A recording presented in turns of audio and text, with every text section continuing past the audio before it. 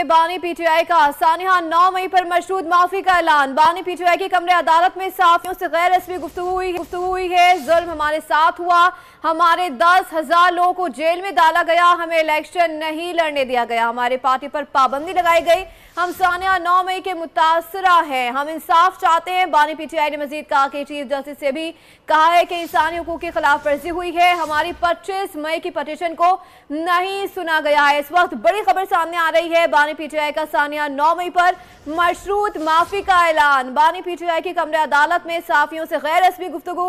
उन्होंने कहा कि जुल्म हमारे साथ हुआ, हमारे 10,000 लोगों को जेल में डाला गया, हमें इलेक्शन नहीं लड़ने दिया गया, हमारी पार्टी पर पाबंदी लगाई गई, हम सानिया 9 मई के मुतासरा हैं, हम इंसाफ चाहते हैं। बानी पीटीआई ने मजीद कहा कि चीफ जस्टिस से भी कहा है कि इंसानी हुकूक की खिलाफ वर्जी हुई है, हमारी 25 मई की पटिशन को नहीं सुना गया है। इस वक्त बड़ी खबर आ रही है, बानी पीटीआई का सानिया 9 मई पर मशरूत माफी का ऐलान। बानी पीटीआई की कमरे अदालत में सहाफियों से गैर रस्मी गुफ्तगू, उसमें उन्होंने कहा कि जुल्म हमारे साथ हुआ,